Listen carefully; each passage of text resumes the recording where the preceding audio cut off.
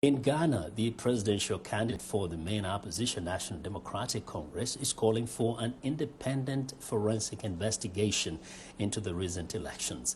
Former President JOHN Dramani Mahama says the conclusion of the inquiry will determine the opposition party's next move. Mahama's remarks come after the Electoral Commission declared incumbent President Nana Akufo-Addo winner of the presidential poll with 51% of the vote ahead of Mahama's 47%. In part one of Viewers' exclusive interview with Mahama, he tells Peter Cloete that the Electoral Commission must learn from the errors it committed to ensure they are never repeated in future polls. Well, in the run-up to the election, there were a lot of flaws in the process, and we kept drawing attention to them.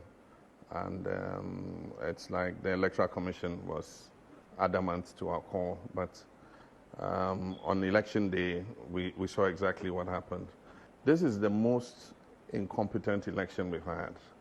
I mean, everything about this election does not reach the standard that Ghana's Electoral Commission, has attained for itself. Ghana's Electoral Commission is held in high esteem as one of the best electoral commissions.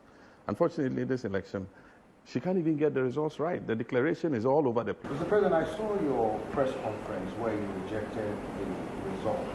So with this rejection, what are you going to do to make your case to the people of Ghana? Since you said they voted for you, how are you going to convince them that you won the election?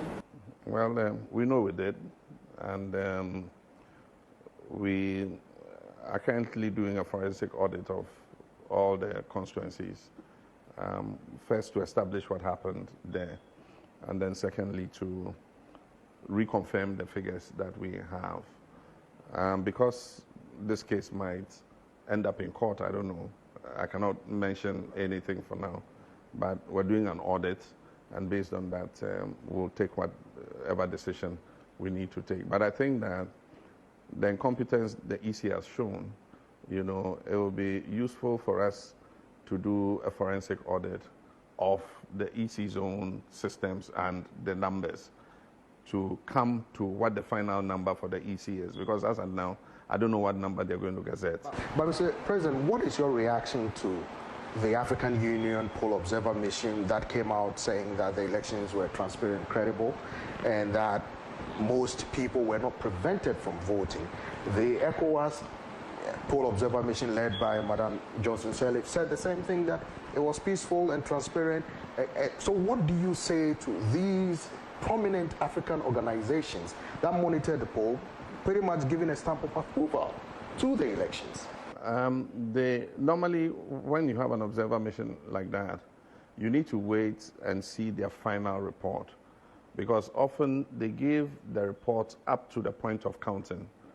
And it's true, I mean, the whole day was peaceful. People went about, voting without any problems, and the queues were orderly, and so they'll say all that. And there were a few instances of people caught with pre-printed ballot sheets. I mean, the video evidence is there. Normally, their final report will capture the collation process. And so this report does not capture the collation process. And a lot went wrong with the collation process. Mr. President, 4 years ago, when you lost the election, you handed over peacefully. I was here in Accra when you held a news conference that you had called then opposition leader Nana Addo Akufo-Addo to concede. People are saying you have proven that you are a true Democrat. They said, why are you not doing the same thing now? In the interest of the more than 6 million people who voted for me, I must uphold our democracy and hold our Electoral Commission to higher standards, and hold this government to a higher standard in terms of our democracy.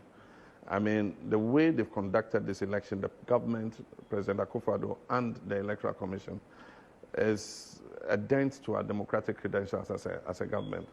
And so, in my principles as a Democrat, I can't be seen to be sweeping it under the carpet and just letting it go.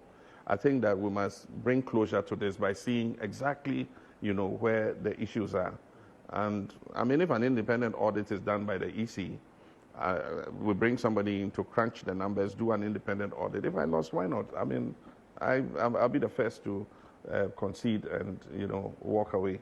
But as long as that is not done, and I know that there was a deliberate attempt to subvert the will of the people in favor of the incumbent, it will be wrong for me in terms of our democratic practices to just leave it, because we will not learn the lessons of this election.